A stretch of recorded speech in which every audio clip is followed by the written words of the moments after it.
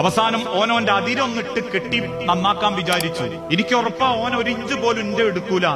എന്നാലും ആ സമയത്ത് ഓൻ അതിരിട്ട് കെട്ടാൻ വന്നപ്പോ ഞാൻ ഓനോട് കുറെ ചൂടായി, ദേഷ്യപ്പെട്ടു. എനിക്ക് വായിൽ വന്നൊക്കെ ഞാൻ ഓനെ വിളിച്ചു. ഓൻ ഒന്നും മിണ്ടാതെ എന്നോട് പറഞ്ഞു, നിങ്ങൾ ഇട്ടെന്നോലും അതിര് ഞാൻ അതിലെ കെട്ടിക്കോളാം.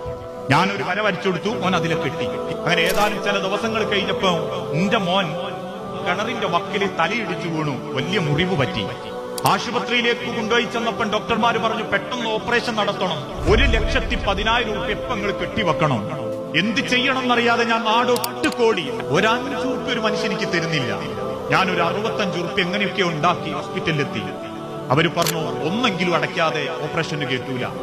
എന്ത് ചെയ്യണം എന്നറിയാതെ ഞാൻ ഇങ്ങനെ വെപ്രാളപ്പെട്ട് നിൽക്കുമ്പോ ഞാൻ തെറി പറഞ്ഞ എന്റെ അയൽവാസിയുണ്ട് മഗ്‌രിബിന് ശേഷം ഓടി വരുന്നു. ഓൻ എന്നെ നോക്കി സലാം പറഞ്ഞ് അകത്തേക്ക് കയറുമ്പോ പറഞ്ഞ്, പെണ്ണുങ്ങൾ ഇപ്പോൾ എന്നോട് വിവരം പറഞ്ഞ് അകത്ത് ചെന്നിന്റെ മോനെ കണ്ട് ഓനൊക്കെ ഒന്ന് ആശ്വസിപ്പിച്ച് ഓന്റെ കൈ വെച്ച് എന്നെന്തോ ഒന്ന് പ്രാർത്ഥിച്ചൊക്കെ കൊടുത്ത് പുറത്തു വന്നു. എന്നോട് വർത്താനം പറഞ്ഞ് ഇറങ്ങിപ്പോകുന്നതിന്റെ ഇടയ്ക്ക് ഓനോന്റെ അരേന്ന് ഒരു പത്രപേപ്പറിൽ പൊതിഞ്ഞ എന്തോ ഒരു സാധനം എന്റെ കൈമ തന്നു. ഈ മനുഷ്യൻ പറയാ, ഞാനത് എടുത്തു നോക്കിയപ്പോ ഒരു മനുഷ്യന്റെ വേർപ്പ് പറ്റിയിട്ട് റബ്ബർ ബാൻഡ് ഇട്ട് കുടുക്കിയിട്ട് 500 രൂപന്റെ ഒരു കെട്ടുനോട്ട. 50,000 രൂപന്റെ ആ കെട്ടോന്റെ കൈമ തന്നിട്ട് പറഞ്ഞു, വേഗം ഓപ്പറേഷനുള്ള ബാക്കി നോക്കിയെന്ന്.